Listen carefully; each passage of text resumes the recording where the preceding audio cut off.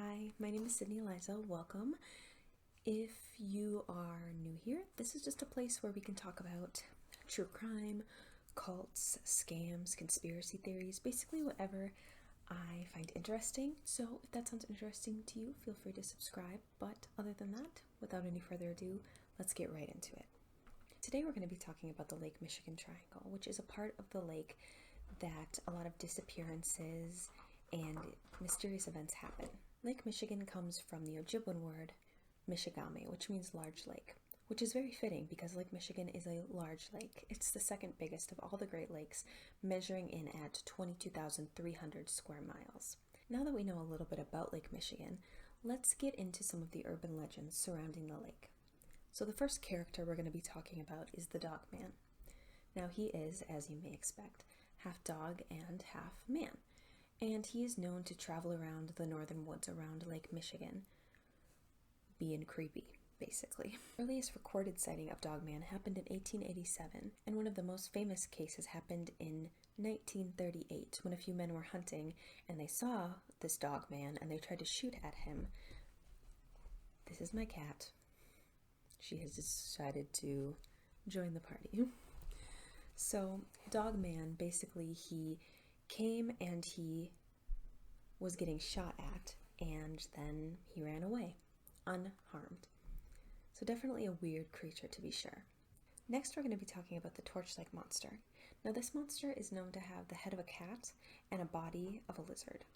It also has kind of a David Bowie vibe going on because it has one brown eye and one blue eye. And it's known to just stalk and hunt the boaters and hunters in this area. Can you imagine just seeing like a giant cat lizard thing in the middle of the night? Now that we've talked about some of the creepy cryptids living near and around the Lake Michigan area, let's move on to some of the shipwrecks happening in Lake Michigan. So there are over 15,000 documented shipwrecks around Lake Michigan, and so we're going to talk about some of them. So the first documented shipwreck actually happened in 1679, and this ship was called the Loup Griffon. Evidently, they were being warned by the native people living around the area that there was a huge storm coming and that they shouldn't set sail, but unfortunately, they did not heed the warning. It is suspected that they got caught in the storm and their ship sadly sunk, and no remains were ever found, both of the ship and of the men. They thought that probably the ship sunk in shallow waters, but unfortunately they couldn't find any of the remains simply because they sunk in shallow water, so the dirt and the ice just kind of chipped away at any shipwreck pieces that might have been around, and the ship was never found, unfortunately. The next documented shipwreck happened much later in 1891 on the Thomas Hume. Now, much like the Loup Griffon, the Thomas Hume also had 6 crew members, and they were carrying an empty cargo ship from Chicago to Muskego when they ran into a squall. Now, if you're not familiar with what a squall is a storm that comes unexpectedly and drops a lot of rain or snow and just leaves as fast as it came. And since this was so far back, these ships didn't have any sort of radar or any sort of warning for these types of storms. So, unfortunately, their ship crashed. When the Thomas Hume didn't arrive in its port a few days later, people started to get worried and they began to search for the crew and the ship, but unfortunately they were never found. In 1990, people believed that they actually found part of the shipwreck, but it's hard to be sure since the ship crashed so long ago. But people have believed that the pieces that they found were part of the Thomas Hume, which is very interesting. Let's talk about the disappearance of Captain George R. Donner. So Captain Donner was the captain of the O.S. McFarland. Donner and his crew were traveling from Erie, Pennsylvania to Port Washington, and the trip was going smoothly. They were just having a good old time, so much so that Captain Donner told his first mate that he was going to go take a nap and that the captain would awake when they got to the port. So when the captain wasn't around, when they did land, the first mate came and knocked on his door, and the captain didn't answer. The first mate entered the captain's cabin and was surprised to not see Captain Donner anywhere. He and the rest of the crew searched the entire ship and they still could not find any trace of Captain Donner, and the only other exit was a small window, and he was never found. It's one of those closed door mysteries, which I love. I think they're so interesting, but I'm interested to know what you guys think happened to Captain Donner because, like I said, his body and he was never found. Let's talk about Northwest Flight 2501. So this was a small passenger plane. It could hold 58 passengers, and they were traveling from New York City to Seattle, Washington.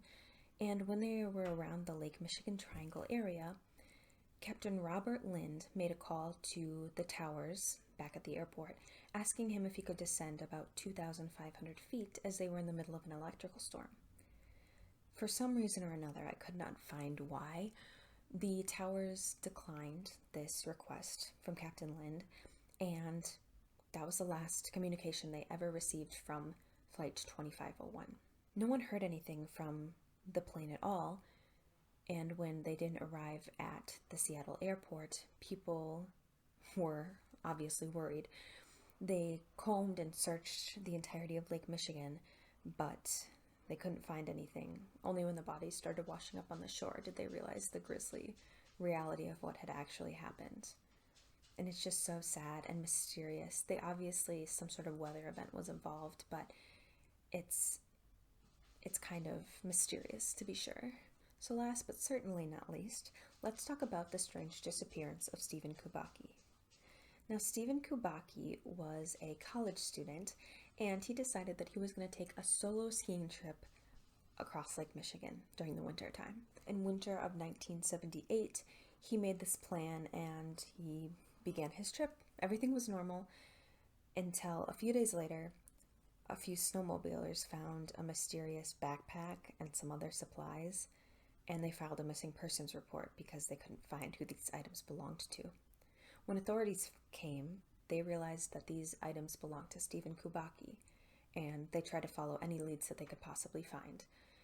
All they could find was a trail leading off in one direction, but it ended abruptly, and they assumed he fell through the ice and was never heard from again.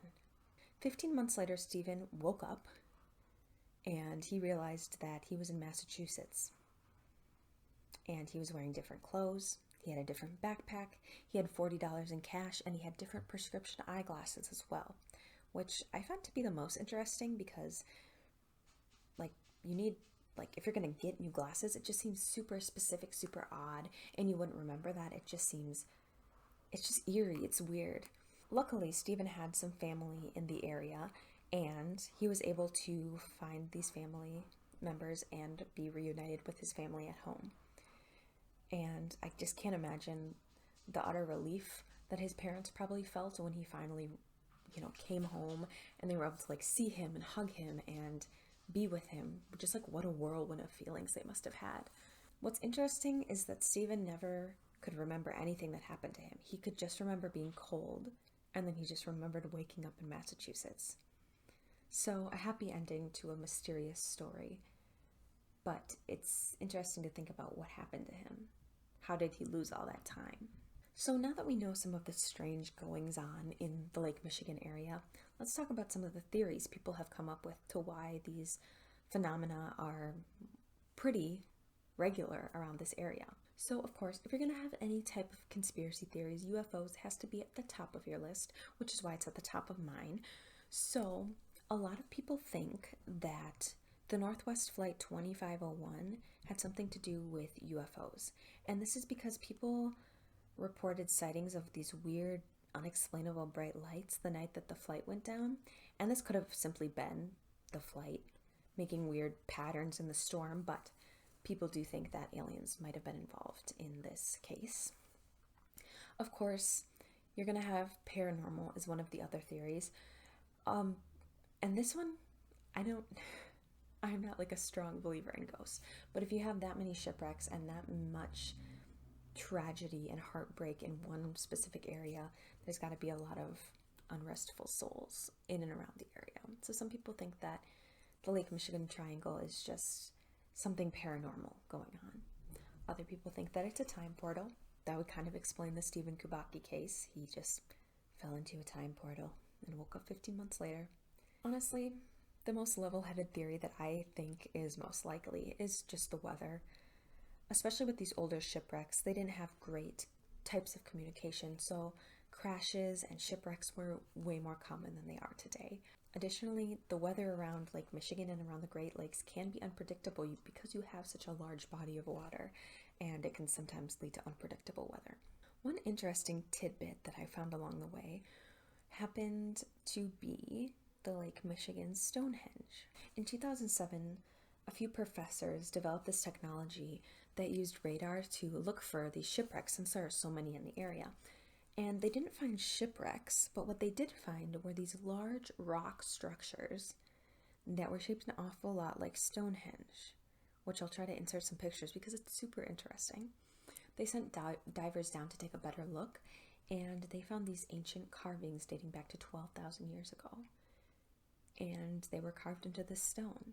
So some people think that this Stonehenge might have some kind of curse on the land, and this might be why there's a lot of interesting goings on around the Lake Michigan area.